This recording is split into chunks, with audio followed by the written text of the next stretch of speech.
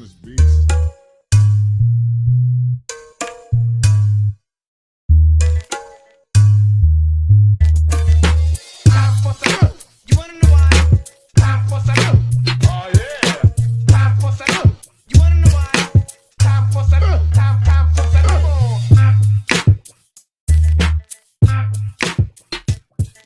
Welcome to Getting High with Grandma. I am Scott, and with me as always is Grandma. How you doing today, Grandma? Hey, Grandma's fine, I guess. Yeah. Man, I miss you. I haven't seen you in a long time. Well, you know, everybody's got a life we gotta live. You made me get a job. I know. Damn you. Well, I'm glad you're doing well at it. I am. I love it. And you like it. That's important. It's so crazy. Because we talked about it before. We didn't record it, though. I got offered $3 more an hour to do basically the same kind of work, but the schedule was shitty, and I knew it would be stressful. The place I work is just, they're so laid back. They don't micromanage. You know, they let you, if I get done early, I can go home early. Close to home. Right? It takes me 5 minutes to get to work. Yeah. In the snow. Yeah, that's great. Yeah. Yeah, speaking of jobs. Yeah. Oh, Grandma was at it again. We What do you got mean? out of prison. Oh, yeah. Yeah. Yeah, I gained nothing except, you know, a little insight. No certificates? No certificates, nothing. All I did was yard maintenance because I was left alone and do my thing. So Grandma gets out of prison, and I get this bright idea that my husband, Bear, it used to be, before he got into his drug escapades, he used to be a truck driver. So I figured I would get my class 1 and we could drive together, right? So I went and got my class 1, and it was an easy way to beat my parole. The parole... You didn't have to go to, like, rehab and shit like that. No, all I had to do was report to this parole officer once a month, right, and pee for him. Well, I got a job driving from North American Van Lines, okay? Well, he was shocked. I mean, I guess he didn't have too many parolees who had jobs, right?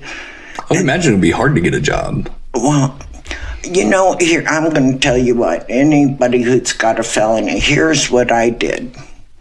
And I was told, I did take some classes while I was in prison about, you know, interviewing and how to get a job and blah, blah, blah, blah, blah. So on every application, there's this question: have you ever been convicted of a felony? And it says in little print that this would not be held against you. Well, you know, I'm trying to do the right thing and be honest in all of this, and I'm checking yes. Yes, I've committed a felony. I never got called for an interview, let alone given a job, okay? So I remember them telling us that if you lied on your application and you were caught at a lie, It's a violation. then you could be terminated from the job for no reason at all because you lied on your application. So I got this bright idea that I'm not going to lie. Okay, so I got to the application, and when it said, have you ever been convicted of a felony, I left it blank. Okay, nobody ever said to me, you forgot to answer this question. And so I was very employable. I had history of working as a merchant marine. I had a history of bartending. It's not like I was never employed. Okay, so anyway, back to this truck driving idea. Another escapade. Oh. So you were driving truck, but what about the last month of your parole? Well, see, here was the deal. Because I was working and driving cross country, they only required me to come in and test once a month. Okay? The way I was able to do it because I'm sorry. I couldn't give up my weed, and I just don't like following rules. So, anyway, I had an old timer in prison tell me that if you're going to use on the outside, this is how you can pee clean. And she told me you got to drink a fourth cup of white vinegar and all the water you can handle to flush your system. The key was you had to pee once to clean out your urinary tract. Okay, she says the next time you pee is for that parole officer. And I peed clean for 12 months. I was on my last month of parole. How many times can you pee after you pee the first time, and will it show up clean? You know what I mean? Like, is it, you got to pee one, flush it, and then just use it? You know, I don't know. You always did it right after. All I knew is I had to pee for that parole officer, and I had to pee clean. Yeah. Okay. Funny, these drug tests. I don't understand them. Anyway, it was on my last month of parole. I was running out of days to test for this guy, and I was dirty, and I had been partying, and I was too sick to handle the vinegar. Oh. Okay, but I had no choice, so I went in and I peed for him. And he calls me up and he tells me, I have some real bad news for you. I said, what's that? He goes, you gave me a dirty UA. He says it was dirty for cocaine and marijuana. And you had peed clean up until that point, right? Up until that point, because I always did the vinegar trip, okay? And so I looked at him and I immediately told him, why, that's insane. I've been peeing for you for 12 months and I'm always clean.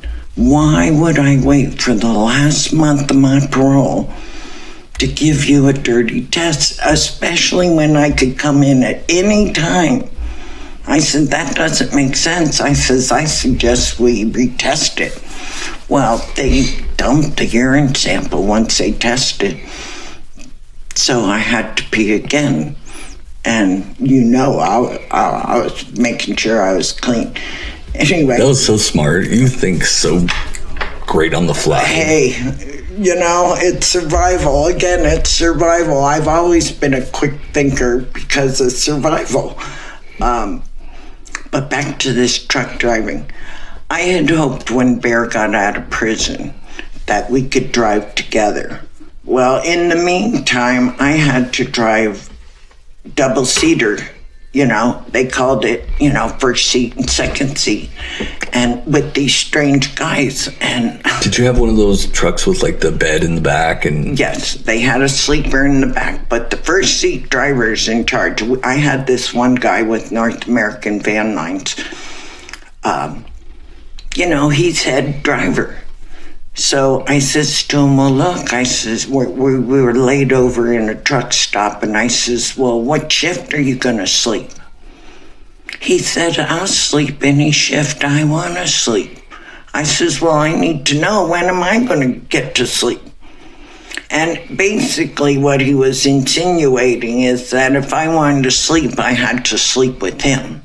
What a douche. Yeah, he was a prick, and everybody said I was bitching. I slept in the van of the truck because I would not sleep with this dude. And I'm telling all the other truck drivers in the truck stop what a douche he was. And he was an owner-operator, though. He was an owner-operator. I heard that's the only way you can really make money. That's the only way you can make money. And it's better if you have, when you're doing long haul, it's 10 hours, okay? 10 hours driving, 10 each. Okay, that's the only way you're going to make money, is to keep that truck in motion. But there's laws, or isn't there? You have to keep a log, don't you? Of how much you... But that's how much you could legally drive. It's 10 hours. And, but back to these douches. I thought I had met every kind of creature there was. Especially, well, people are creatures to me, especially in the Merchant Marines, okay? They were a breed of a whole horse of another color, okay? But these truck drivers were classless, okay? I had never met such rude, low-life. Not even the Merchant Marines were as bad as these truck drivers, okay? They were just... Every country boy in the world can drive these trucks, all right? And one time I was walking across the lot and I was really tired. And keep talking. This truck driver's, he's propositioning me, right? And they had what they called lot lizards. And these were the girls that would whore with the truck drivers. So I shook my keys at him to show him that I too am working. I'm out here driving just like you. I am not a lot lizard, right? And he's going, well, but check this out. And he's fanning all this money at me, right? And he's going, I could pay you this and I could pay you that and blah, blah, blah. And I was just furious. I looked at this guy and I says, you know what? I'm going to tell you something. If I wanted your money, I'd fucking put a gun to your head and take it, okay? Why would I fuck you for it? I was just, and then we had this other guy. We're driving down and they talk on the radios to each other to keep each other company, I'm sure, at night. And this driver says to me, how'd you like to pull in the next truck stop and get a cup of coffee and we could meet? And I says, yeah, okay, sure. So we're driving along and all of a sudden he tells me, hey, he says, I'm not going to make it to the truck stop. He says, I'm going to pull over in this rest area and drain my radiator. And I'm thinking to myself, okay, it's just going through my mind. It's probably very easy to drain the radiator. I says, but how are you going to refill it? It's code. Well, these guys started fucking horse laughing me over the radio. Oh, don't you get it? He's going to drain his lizard. And I was like, well, for Christ's sakes, why didn't you just say you had to take a piss, okay? Why are you talking about this fucking radiator? Then I think the last straw was I got this job for Blackhawk Enterprise out of Stockton. And they teamed me up with this guy who seemed pretty cool, and we're driving back to New York. And anyway, we get to New York and he's telling me he wants to score some coke. And I'm going, oh my God, I thought I got away from all that shit and blah, blah, blah. Truck driving probably isn't the best place. I don't always think clearly. So anyway, this dude ends up getting arrested in New York for drugs. And I'm going, fuck. So now what? So I called the company and I'm going, what do? They telling me I have to drive this truck all the way back to California by myself. Time is money. They're losing money. Well, they didn't care that I took my time because they understood now I'm a solo driver. I didn't have a second seat. And I didn't want to squeal on the guy. I just said I didn't know what happened.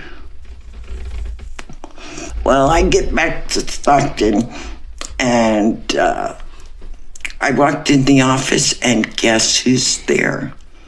The guy who got arrested for cocaine. This trucking company fucking bailed him out, flew him back to Stockton, and were ready to put me in a truck with him again. I says, that's it, I'm done. Okay, done. And what'd you make doing that? Working for a company? 32 cents an hour. And that was a mile, I'm sorry. 32 cents an hour. Fucking grandma stoned. What? Because isn't there I think it's 57 cents. It was last time I had a job where you drove and they have to reimburse you, like for driving. So I'm sure, I think that's why. They paid us 32 cents a mile, but let me tell you something. I thought I was going to make good money, right? Okay, I only take jobs because I think I'm going to make good money. Well, when you're laid over and you're waiting for a load, you get all the way and deliver a load to New York, okay? And then you're sitting there waiting for the trucking company To book you something back. jobs because you're not coming back empty, okay? So you're sitting in these truck stops sometimes for 3-4 days, okay? Fuck. And it's... What do you do? And it's...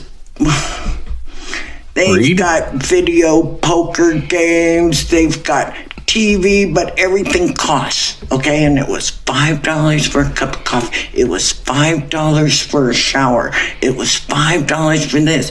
Well, you're spending everything that you made besides the fact that I was paying rent on a place that I was never home at. Yeah. Okay, so anyway, that turned out to be a losing deal. When was that?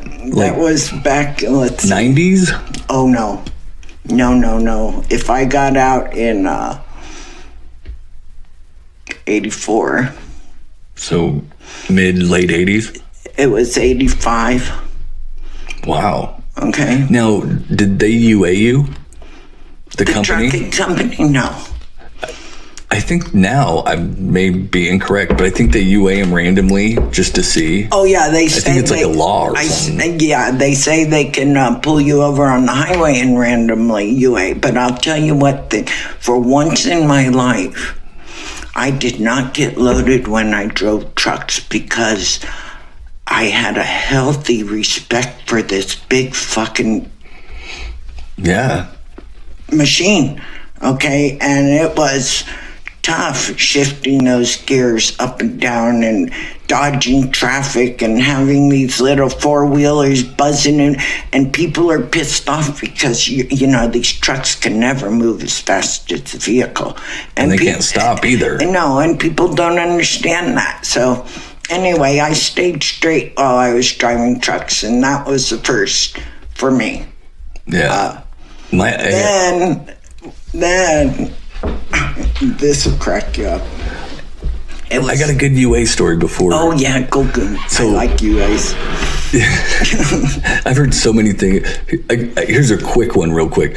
Somebody told me the packs of Kool-Aid, like the ones that you have to add sugar to. Right. If you just take one of those little packs and put it in a glass of water, stir it up, and chug it, it'll bleach your pee.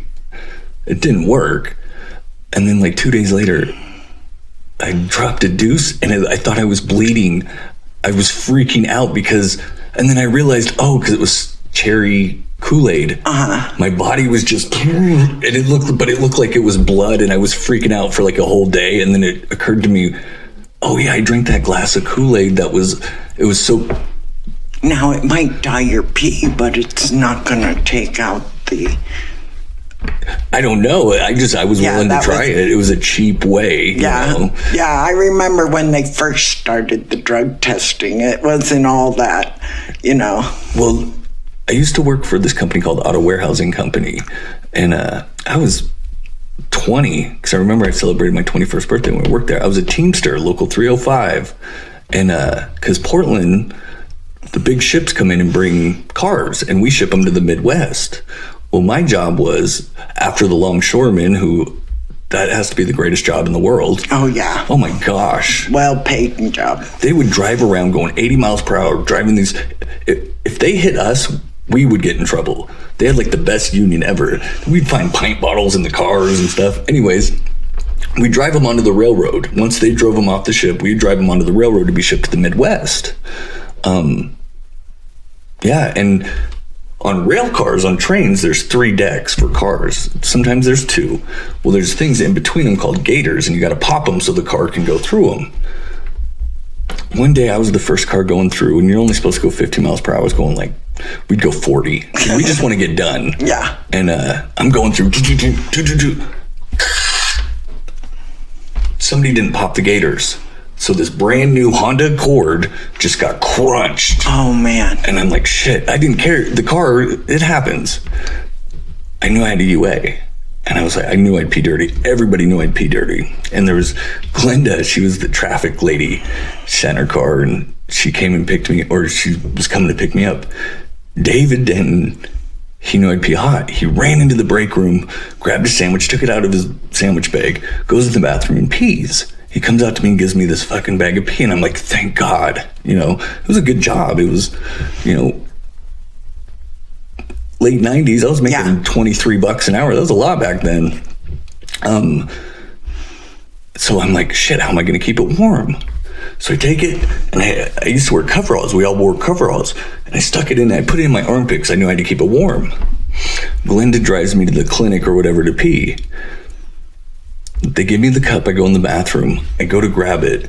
Now, there was half a bag of pee. When I pulled it out of my armpit, there was like a corner. It had leaked all over me. You didn't smell it? I was so freaked out. Yeah. I was just like, you know, I could feel it on the right over there. I was like, okay, a little bit's fine. But there was only a little bit. And so what I did was I like rang it out in there as much as I could, but it didn't reach the line. And I was like, well, you know, maybe there's not enough in mine and I'll just pee on it and the clean will outweigh it. Well, I peed hot. Well, I was a Teamster, so they sent me to rehab or whatever. I had to go to like AA meetings and get this thing signed, and I kept my job. That's cool. But they gave you randoms. And then like a week after it happened, they gave me a test. They fired me, and it was really hard to get fired because I peed hotter than the first one. Oh. I screwed myself by wringing it out. Oh, got it. Yeah. You see what I'm saying? You know, they make these things so fucking complicated when here's my deal. Okay? If you come to work looking fucked up and stoned and you're not performing, yes, you should be drug tested. But I had managers who would come to work and they had their head down on the desk, fucking hung over like a dog, okay? And that's okay. That's okay. You could be hungover. But God forbid, 2 weeks ago, you should have smoked a joint. Because you're dirty for, when you smoke weed, you're dirty for 28 days. Yeah. Okay? So. Hey, that's a good, if anybody knows, we were wondering if you UA for a job, like in Oregon, it's legal. We can smoke weed. You know what I mean? Yeah, but do they UA for it? Oh, yes. Oh, yes. We looked it up yesterday because you know what it is? It's because federally. It's illegal. It's illegal. Therefore, they have the right to, federal law always overrides state law. No, I think state does. That's why we can buy it. That's why we have states. The federal government is... Yes, we can make it legal in our state. But the federal law says no. That's why dispensaries can't do debit cards. Because banks are federally... No, they do. Because there's companies, somebody got smart and said they're a third party. So basically they loan, they give them the money when the people run, and then they run the debit card through the bank. You know what I think they're doing? Because one time I got a charge on my bank statement that said Ben Consulting Company. I'm going, I know goddamn well I didn't spend no money for no consulting company. It turned out it was them the pot job to hide. Okay, so it's like everything else. Title it something else, and that's like when I worked at the adult video store when I was a kid. When we charge people use their charge card, it'd come up like SS or PT Holdings or something like that. Right. You know what I mean? And yeah. Oh, and that when I worked there was this. They called it the arcade, and it was 33 rooms, and dudes would go put their money in, and they could watch movies, dirty movies or whatever. At the time, Oregon did not have counters on the machines. I would go empty them. Holy shit! And it was all. I think it was the mafia who owned the place. They were from Florida. They would launder their money through there because I would take thousands of dollars out in a shift of 5s and 20s, and you know what I mean? Guys go back there and watch movies. It's crazy. And there was no way for Oregon to keep track. Speaking of laws in Oregon and this and that, last night I went out to a pool bar for the first time in years. Anyway, they have these machines just like Vegas. Poker machines. How long have you lived here? 14 years. You haven't seen a poker machine? They have Ashley's and stuff like that where it's... Well, I've seen the signs, poker machine. I've seen them in Cherries and I've seen them here and there, but I never really saw the machine itself. But last night I saw the machine, and they're no different than what's in Vegas. Yeah. Okay. There's just less of them. So gambling is, I don't know, I've never seen gambling like that. Oh, it's bad here. It could be like crack cocaine. So it's an Oregon thing that you can legally gamble. And I asked the gal last night, does it pay money? She goes, well, it prints you a slip of paper. Well, that's no different than Vegas. They do the same thing. They print you a little slip of paper and you got to go cash it in. If it's too much, though, you have to drive to Salem. I've had to drive to Salem a few times. Like, I was at Ashley's. I went in, bought a pack of cigarettes. I had a 10 and change. I went over. You got to bet big to win big. And it was $10. I'm like, if I lose, I lose it. Threw to the machine, bet the max. Big city fives, and I'm like, boom, boom, and there's the video crackheads there, just like, you know what I mean? All of a sudden, and it kicked a ticket out, and I'm like, what the fuck? I look at it, $3,000. I run outside because I knew the lady because I bought cigarettes there all the time. I was like, check it out. She goes, you got to drive to Salem. I'm like, I know, fuck you. Why do you got to remind me? Because that's a shitty drive. Oh, what's the limit? I think anything over $1,500 or $1,600, you got to go to Salem. And it depends on the place too. I think I'm not exactly sure. And then she was like, "Did you leave money on the machine?" I was like, "I don't know." And so we ran back in. There was $328 on it. Oh wow! Yeah. One time when I was in the car business, it was so slow. One day, I walked down to this bar, put a 20 in, betting max, playing Flush Fever, hit a Royal Flush, $600. Boom, boom, boom. Went and cashed it out. Went back. It was so slow. Went back. The machine right next to it hit it again for the exact same thing. Yeah. No, one time the most I ever gambled. I was young and I was working in Tahoe. And I had $35 at the end of my shift tips. This was back in the early 70s.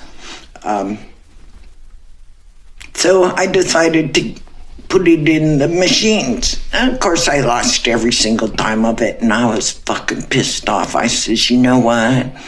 I could have went to the bar and got drunk and had a good time with $35. Okay? I just threw it and never again. I'm just not a gambler. Well, I did like the horses. That's different kind of gambling. Like, it's a disease. I will never break even. I used to play video poker like crazy. I haven't played it in a long time, or I don't play it that often. If I do, it's bad. It's like, it'll ruin your life. I've lost rent checks in my 20s playing that shit. It's bad. See, I don't win, and I'm a poor loser. Keno, I don't win. I don't win anything. If I needed one number on bingo, I would not win. See, it's so weird though, because people are so different. Like, you have no interest in it. It doesn't intrigue you at all. Certain people, there's like a switch. There's a movie called Two for the Money. Al Pacino's in it and Matthew McConaughey, and it's basically about gambling. And he goes to a Gamblers Anonymous meeting. And this is when I stopped, when I heard this line, because it made me think. I never thought about it that way. And I'm like, it's absolutely true. Gamblers don't play to win. We play to lose. Because the feeling you get when you feel alive because you're scared to death. What the fuck did I just do? I just lost $1,000 in 20 minutes. You feel alive. You're like, it's this. Oh, I would be feeling dead if I lost. You do, but you feel.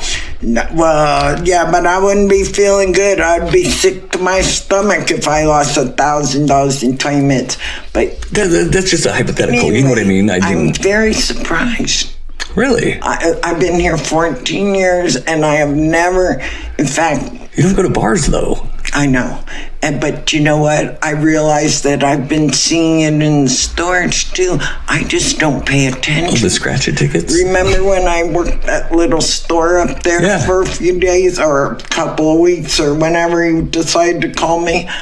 The thing that threw me the worst was people would come in and order these lottery tickets and telling me I want 6 lines of megabucks and this and that. Well, I know absolutely nothing about the lottery. They're complicated games. But, you know, my dad used to tell us when we were younger, he'd say, let me tell you something, kid. He says, you were born a peasant. You come from peasant stock, and you will always be a peasant. So forget about the lottery and get your ass to work. And, you know, and... It's a rush. That's what it is. I don't like a rush. When I was a kid, they used to have sports action, and it made Sundays so much fun. When I was like 10, my dad would, in the Oregonian, in the newspaper, they'd print out like each game and the point spread. And you could pick it and then go to one of those machines where you worked and give them the ticket. They run it in and you get this thing. Like, okay, Seahawks by 7. You know, it was like Vegas pretty much. Well, that would put the bookmaker out of business, huh? I've never heard of one in Portland. That's weird. Well, we have so much gambling. And it was so long ago. Yeah. It was so long ago in the 70s. They stopped doing it, though, like the sports action. I remember when I was 10, my dad and me would fill them out together. And then we'd sit and watch football on Sundays, and he'd have his ticket, I'd have mine, and it was fun. I remember one time I got so pissed, I was like, oh, like the dude missed the field goal and the game was almost over, and I ripped my ticket up and I threw it in the wood stove. It wasn't going. And then the team came back and covered the spread, and I'm going back, my dad's helping me tape it together, and they took it. But yeah, I think maybe that's why I had the bug. Yeah, well, sure, you started early. I was like 10, probably, when I used to. Well, I'm glad I don't have that vice. I have enough vices. I don't need to be gambling. That's my whole... Gambling's bad. Well, and it seems like most people, it's finding the least damaging addiction, because most people do things addictively. Wow, I had a brother-in-law. You smoke weed addictively. More so now than ever before. See, I'm less now than I used to be. And that's because of this goddamn cold weather. That's why I'm so glad I got a job, because I was just sitting around doing nothing, because I ran out of shit to do on the tiny house. Yeah. And it's no like, more what do you projects. do? Yeah. Yeah, you're done with projects here. And smoking weed all day, and it's just like, no, I don't want to do this. I did this in my 20s. It was crazy. In my 20s, I could stay out till 2 a.m. My teens, stay out till 2 a.m, go to work the next day. Work all day, do it again. That's why you're supposed to party and shit when you're younger, because you can handle it. You know, as you start getting older and you go to bed at 8:30 at night, you know, you can't really... The older I get to it, I take naps throughout the night. I don't. I hate naps. Through the night. I don't sleep through the whole night. I'll sleep for like 2-3 hours. I'll wake up at 2 a.m. and make a whole meal, eat it, and go back to bed. Oh my God. I do that all the time. I'm a night eater. Now see, I'm not a napper. People tell me, my mother used to say, take power naps. Take power naps, a 10-15 minute nap in the daytime, right? But 10 minutes is the best. I cannot take naps because... When I partied, I used to take power naps when I worked. The next day. No, I've never been a napper because I can't guarantee what kind of mood I'm going to wake up in. It depends. Like sometimes I don't nap a lot. Xavier's weird. He's like you. I think at like 3 or 4, he just stopped taking naps. I never made him. I'm like, I'm not going to make you go to sleep if you don't want to go to sleep. That's kind of weird if you ask me. Go to sleep. Yeah. Why? You're not tired. That's just weird. Anyways, he's never taken a nap. Never. Ever since then. He's 12. I still get up early in the morning and I run myself dry until my day is done. Day is done. I do take naps, I guess. Because, I'm a morning person. I wake up at 5:36. Shit, if you don't black out in a chair. Oh, shit. Yeah, that's crazy. Yeah, getting old sucks. Kidney stones, passing out. Maybe that's why I fainted. No, that was just because I didn't eat all day and then we smoked all that weed with you. Oh, yeah, blame it on me. Well, it is your fault. No. You're a bad influence. I am a bad influence. I corrupt everybody I run into in life. And I miss you, Grandma. You used to come over 2-3 times a week and get it's stoned. their job to have a good time. And if I can make that happen, I fulfilled something in life. So, I miss anyway, you, yeah. Yeah, I wanted to know. I want to talk about it. We'll do that next session. Yeah. Okay. Anyway, truck driving was fun. UAs too. Yeah, UAs too. You're so quick. You think on the fly like that. That's what I respect about you. Yeah, I don't like ridiculousness. I really think this drug testing thing is just too. You sell yourself in the interview. It doesn't matter.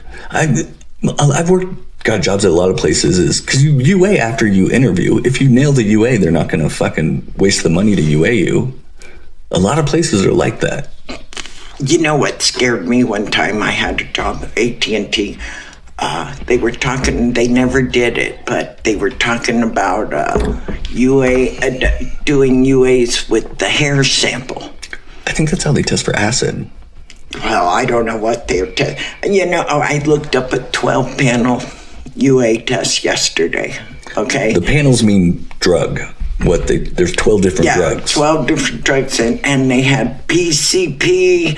I didn't even know PCP existed anymore. Why are you let me tell you something. If somebody was on PCP, you would know it. Yeah. Okay, why are you fucking doing a drug test for PCP? And then there was, of course, the opiates and the amphetamines, and marijuana was listed. Can they, if you have a script for it, they can't. It depends on the job, I guess. Here's the deal. I went through that with cable because I was battling with the medical marijuana. I had the medical. This was after you got hit by the truck. Although this was way before. I worked for cable way before the city. But anyway, they were doing this. What were we just talking about? The cable company. Oh, my bad. Yeah, now you made me forget what we were talking about. And the more you think about it, the further it gets away from you. Of course. But anyway, it was a good day. The testing. Oh, yeah. I just find it ridiculous that you should have to test for these kind of drugs. Okay? It should be very obvious when you meet the person. If somebody's on methamphetamines or anything else, I say if you come to work looking all stoned out, yes, go ahead, UA them. You know how many soccer moms there are who are strung out on Adderall?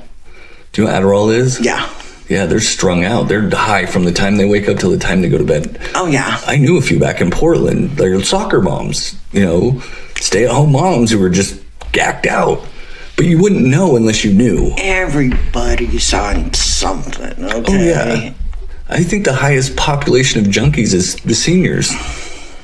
More seniors take narcotics. I don't want to say that. More seniors take narcotics and they don't consider it being addicted if a doctor writes you a script. I hate painkillers. I was strung out on those for a minute. That's what we were talking about. No. Anyway, I don't think our day is done today. What do you mean? As far as our session. Oh, yeah. I think so, too. You think it's done? I do. Okay, yeah. Okay. Grandma says it's done. Hey, thank you for tuning in. We'll see you next time. Hey, we could really use some donations. Grandma is trying to move to Mexico, and me and Xavier would love to go down there and see her and shoot the show occasionally. So, yeah, that would be awesome. Yeah, Grandma's real high on moving to Mexico. Yeah, just because she has a short attention span. Hey, we'll see you next time. Thanks.